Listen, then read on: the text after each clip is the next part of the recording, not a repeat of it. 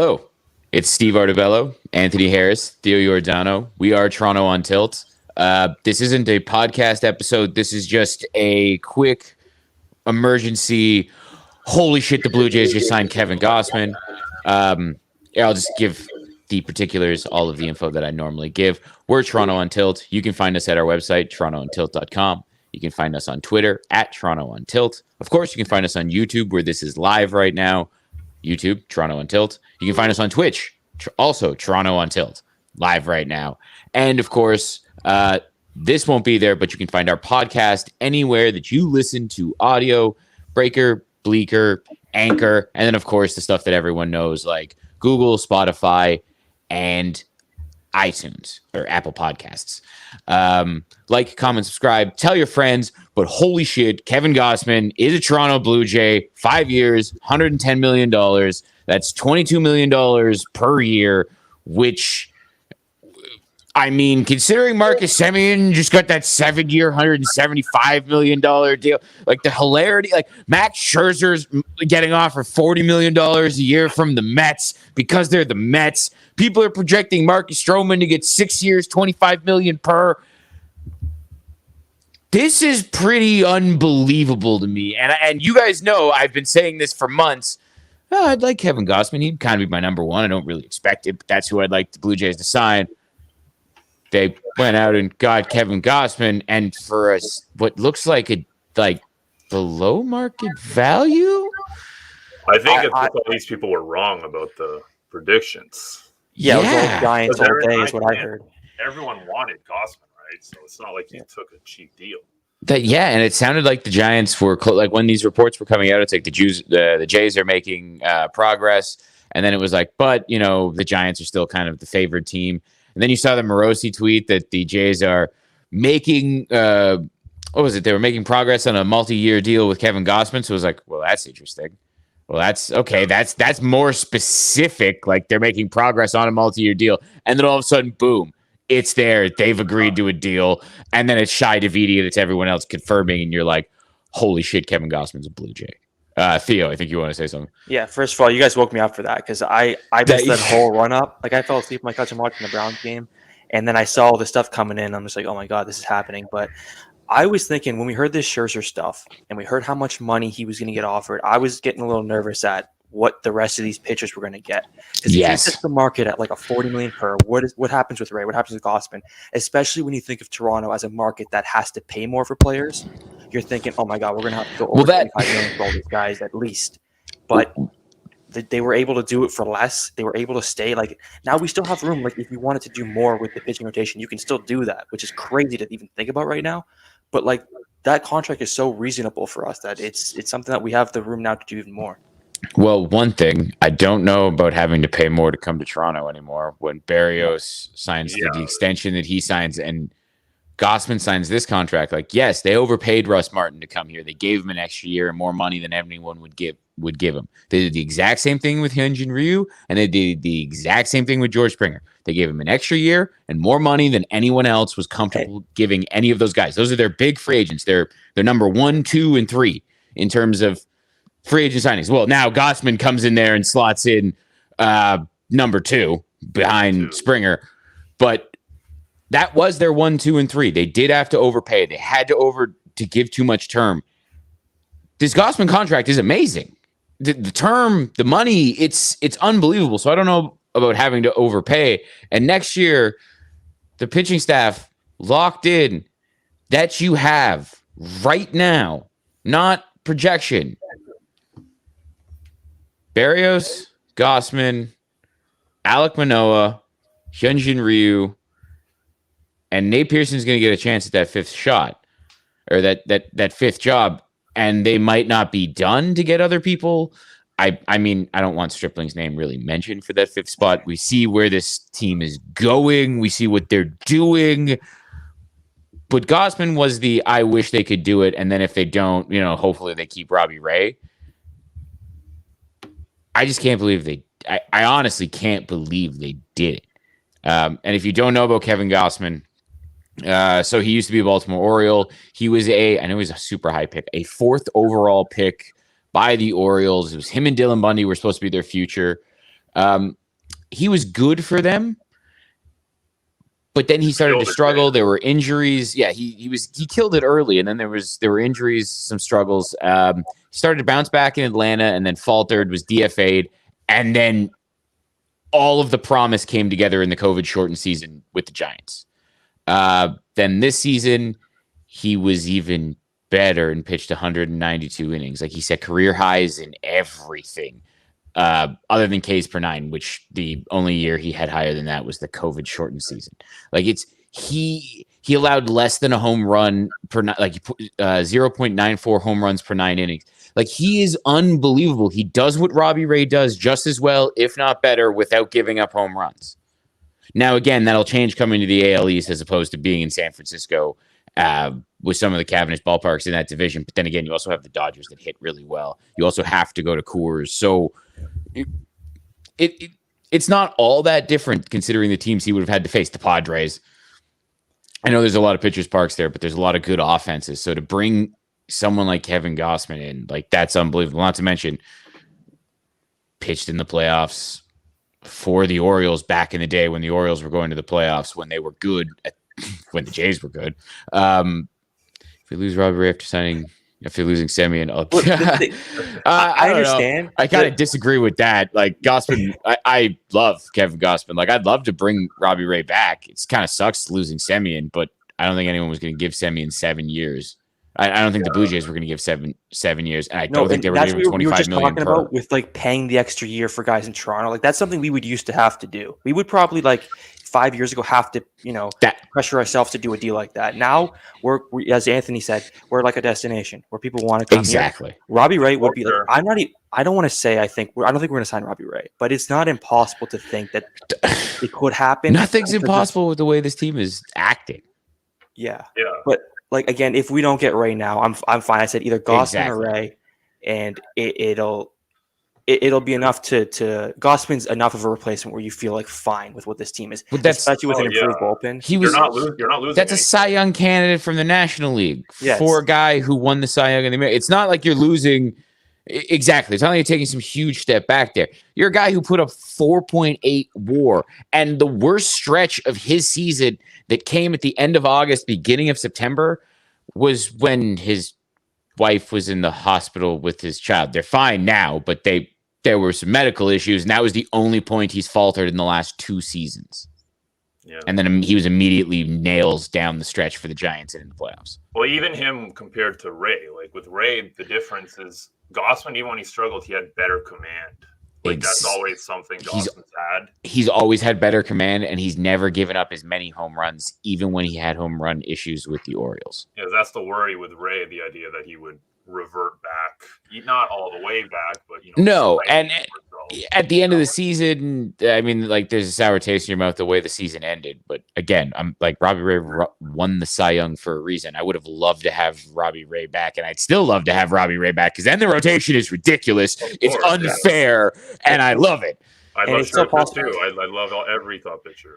Yeah, and especially because you're losing Mats too. Like you still have that space in the rotation. And I want to bring up too, because you guys brought up the consistency and how like much of a sure thing Gausman feels like.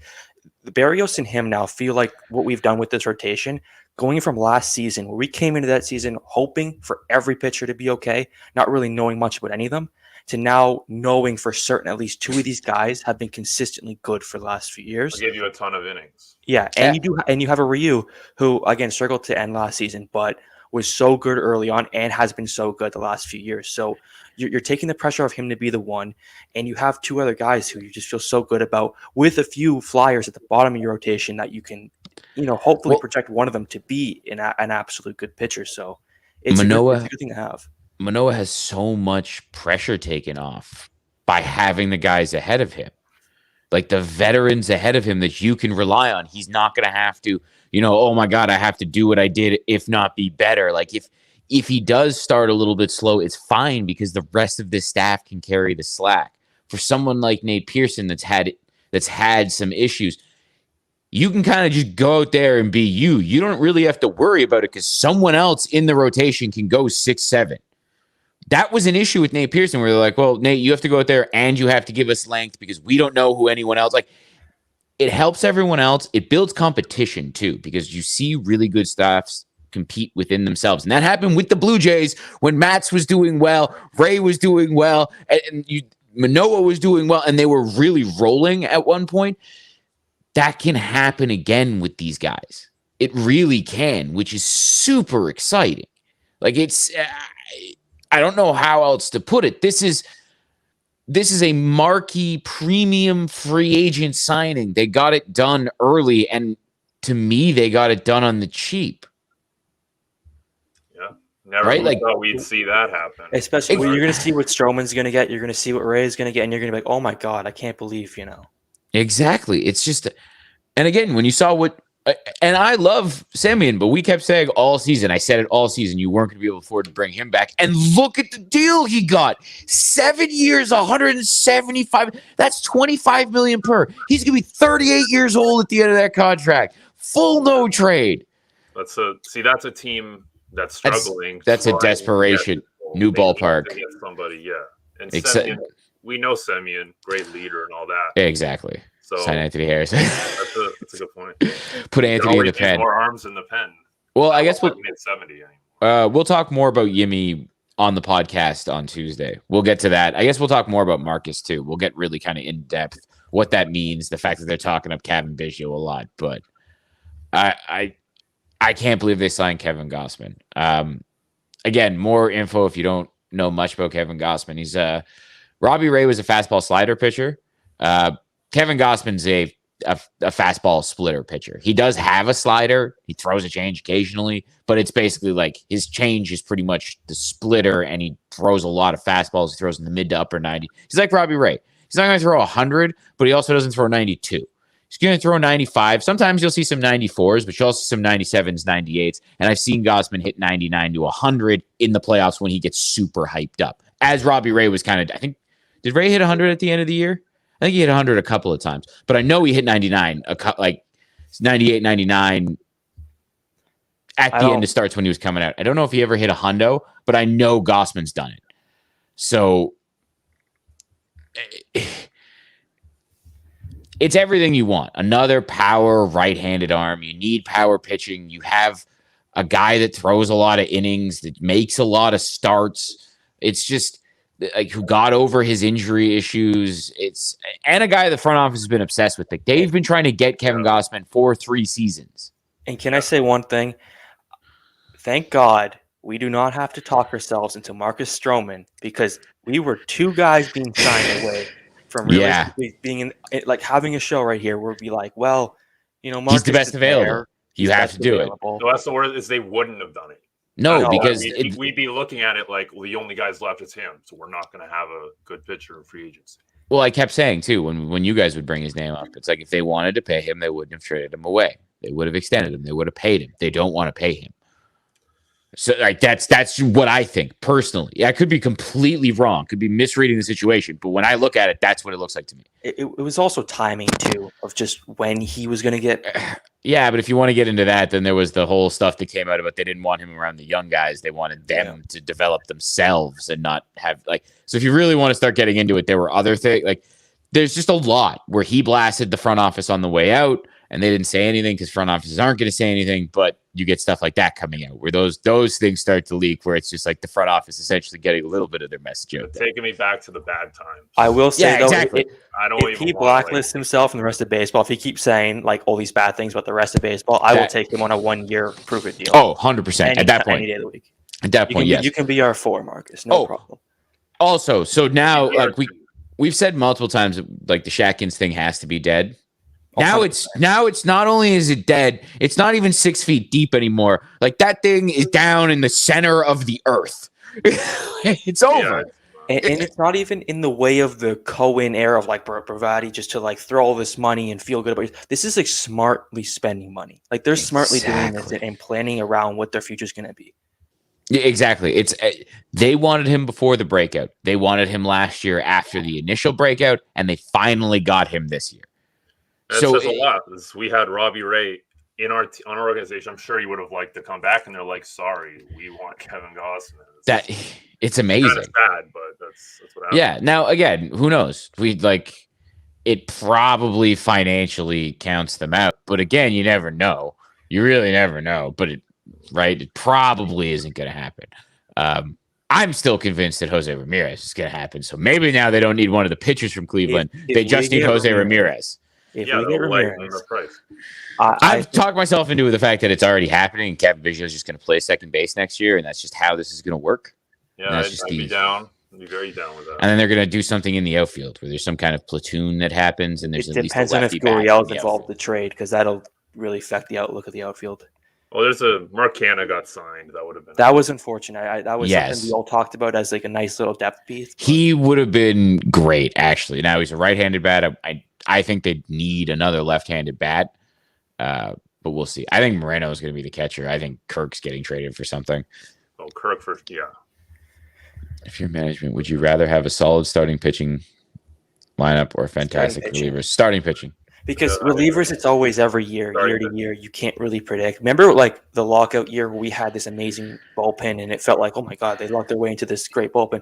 But then the next year, most of them came out, and it was, some of them were good. They got hurt. Well, it's just too fluctual. It's too. It's not as reliable. Another thing I'll point to, and you've seen it multiple times, but the best example I can point to, look at the Washington Nationals. They built their entire bullpen at the trade deadline. Their bullpen sucked, and they rebuilt it at the trade deadline and went on a crazy run because their starting pitching was ridiculous and their offense was unbelievable. And then they went out and got all the one-year relievers that had good seasons, brought them all together, and figured it out. So I definitely prefer starting pitching. And just looking at this, it's awesome. Yeah, Tony out here. Tony's got his fans, man. First his girlfriend, and now someone hit the first baseball guys. Then they're afraid. They don't want to step in the box. Then he gets a double play. K's the last guy. That's how Tony does it. Easy. Or just strike out the next three. Those are K's aside. Yeah. All gas too. All gas. No off speed. Just eaters. Yeah. I don't know. Is there anything else you guys want to say? I'm just super excited about it. It's Gausman's an unbelievable pitcher, strikeout pitcher, low walks, does exactly what you want. Yeah. It was Ray or him, and I made that really clear to everyone I was talking to about the Jays that you have to get one of these guys. If not, you have to find a trade. He's the guy I've been banging the drum for. Yeah. He's the guy I've been banging the drum for. He's the one I've wanted. So I can't believe it actually happened. Yeah. This early in free agency, yeah. Especially, it wasn't even like we pivoted from Ray. It was like they signed him first. They got the guy they wanted. Yeah. That's impressive. So, actually, I'm going to start looking at this. I see all these updates popping up. Just a huge trade or something. Oh, no. John Gray signed a 4-year, $56 million deal with the Rangers. I wouldn't have minded John Gray, but you know who's better than John Gray? Kevin Gausman. I like John Gray. I knew you were going to say the Rangers. That's a great deal for the Rangers. When you pay Semyon that much, you got to start saving around the edges, and I think he'll probably. Yeah, it's a better environment too. Texas, it's not the hitters, obviously. It's not the hitters park it used to be. Now it's kind of more balanced. Yeah, it's not a pitcher's park, but exactly, it's not. It's not Globe Life, which was that was just almost a launching pad. Yeah. So, good for the Rangers. Who else? We'll find another big star. I was just looking to see if there was any, because you know how you'll see those reports about, but the Jays are still in on Robbie Ray, or they're out on Robbie Ray now because they've spent this money. I was actually just waiting to see if someone's Blue Jays. Well, they'll probably have a press conference. Like Tuesday? Something like that. And they'll update something soon. Pretty soon. I'm expecting another deal before that, though. I think Monday, the rest of tonight through tomorrow is when most of these deals are going to start happening, and then from then we'll have the lockout start to be introduced and nothing happening for a while. So the guys who are going to sign within the next day, probably. So check this out. This is great. Speaking of the Mets, so Andy Martino, who covers the Yankees and the Mets for Sportsnet New York, this is his tweet. I'm not joking. This is his actual tweet 29 minutes ago. The Mets offered Kevin Gausman more than 5 years, $110 million. He accepted in Toronto, per sources. What happened to Toronto having to pay more? That is fucking awesome. I just want to dance on the Mets' grave. That warms my soul. Seeing that live, Warms my soul. Or is that, Warms my soul. I kind of think it's them lying though. I think that's them just saying we did it. We offer more. I'm like furiously trying to see if Cohen's gonna have some kind of like freak out like he did about Matt's. It's obviously on him. Cohen doesn't understand baseball. Oh, it's got He doesn't understand how to negotiate, and another thing. And you keep putting out $40 million. All these free agents are going to look at you saying, "Hey, where's my $40 million? Hey, where's the extra money you're going to give me? You're so rich." Yeah. Like you want to be that guy, you're going to have to, be that guy. And Cohen is starting to learn that you can't just flash. And everyone has money. Every owner has money. And if you think you're going to outspend everybody, then you're actually going to have to go into a crazy level, especially if you're going to be annoying. They put out that report so fast too. Like it hasn't even been an hour. And like they're already saying we offer 29 minutes. It must have happened like that must have happened right after the signing. Yeah, that would have happened at 9:30. He signed at like 9, maybe just after 9, something like, you know what I mean? Like they could have definitely be lying. And this is what I like about having an Alex Anthopoulos or a Shakins, where you're just like, their stuff's being done behind the scenes, and you won't even hear about it. It just happens. Cohen is sitting like, who do you want me to sign? I'll take a poll now. It's like, that shit doesn't work. It made it look good for some fans that might be like, oh, this guy cares. But in the end, it just looks stupid. It raises the expectations too, like way too high. When it's good organizations, the stuff you hear in the rumor mill, like it's why I'm super happy that like you heard a little mention of Jose Ramirez and now it's all quiet on the Western Front. Because if you heard Jose Ramirez all the time, I don't think it'd be real. Because this front office tends to do things that just happen out of nowhere. Yeah. Like they'll be connected with someone like, hey, they have interest, but there's nothing deeper than that unless something's happening. Yeah. But and it tends to be when something's actually happening. Like there's some sort of report, like again, they're interested in Gausman and then it just goes quiet. Yeah. All right. And then they're interested in him with all the other like, you know what I mean? Today, when it's like, okay, but the Giants are also thought to be favored. Like everyone was kind of mentioned today and it ended up being the Jays that signed him. Like they got him. They got their man. It's like the Harper year when every couple weeks you hear an article like, oh, the Jays are looking into it. It's like, they're not looking into it. Yeah. Oh, the Dodgers have entered the race on a short-term, super high AAV. And you're like, that's not going to happen. He's not taking like a 3-year, $120 million deal. He could have. But the Dodgers definitely. He had an interview with Starting Nine. Where I don't know if he actually got into the specifics of some of the deals, but he did say that the Dodgers offered something. I don't know if he said the actual numbers, but he said it was something ludicrous. Yeah, I think his exact words were ludicrous. Like it was short term, but it was like a mind-numbing amount. So, because he wanted to be somewhere like locked in. Exactly. That was his big thing, and the Dodgers wouldn't give him that. No, because they didn't want they wanted to keep him short term. Yeah. They wanted to be able to pay their pitchers, which they're going to have to do. Yeah. Yeah, super hype. Super, super hype. This is best case scenario. This is big game hunting. This is a team that's trying to win the division. They're not trying to win a wild card. They're not fucking around. Exactly. Like they're in winning mode. And the funny thing was that when they kept saying 2022, remember all of those years ago? Remember 2019? Oh my God. When 2022 seemed like bullshit and it was like, remember when Socrates, Brito, and Alan Hansen were playing? Remember those days? Remember when they had to pass the hat around for Irving Santana and then didn't even get Irving Santana? Yeah. Kevin Gausman, George Springer, Hyunjin Ryu, back to back to back. Jose Barrios locked up. I'm very excited. Yeah. Vlad Jr. almost wins an MVP if it wasn't for the fact that Shohei Ohtani's a unicorn. I'll put some negative. The only negative thing is that we don't have young guys who will just sign contracts right now. Like every other team seems to have, where they're just locking up guys for $70 or $100 million. I wish we had that. Kevin Gausman. Kevin Gausman. Worry about the rest of that later. We've handled everything else but that right now, and it's perfect where we can just go into that negotiation in a couple of years and say, hey, this is what we go get Jose Ramirez. That's going to happen because Teoscar extension. Yeah, exactly. I talked Kevin Gausman into existence. I'm going to talk. He's the opposite of the Jays. Jose Ramirez. The more he talks about it, the more likely it is to happen. I'm the Jays anti-mush now. Yeah. I'm the Oracle. Throw in Bauer into the trade. We can add a few more things. It's not a big deal. We can just make everything happen now. I think Steve froze. Yeah. Do you have any other thoughts, Anthony? Steve, you're a little frozen, Steve.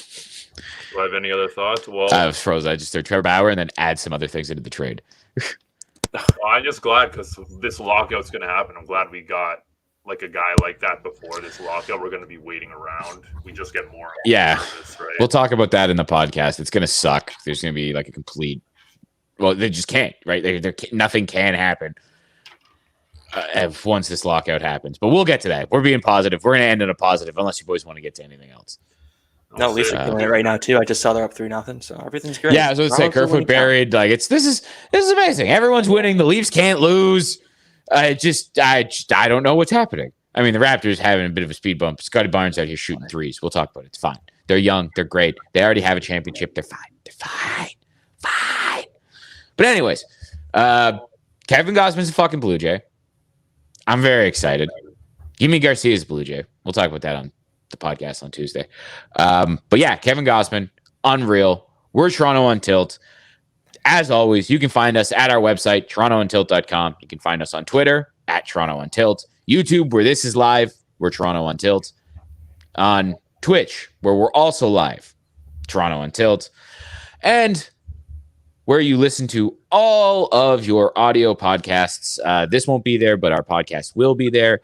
It's on Apple, Spotify, Google Podcasts, Anchor, Breaker, Bleaker, all of the thing. Like, comment, subscribe. Tell your friends. Tell your friends that the Blue Jays are making big fucking moves and that Kevin Gausman is a Blue Jay. Yeah. Tuesday at 8. Yeah. Make sure you're here. We'll do the same thing again. Hell yeah. We'll be back.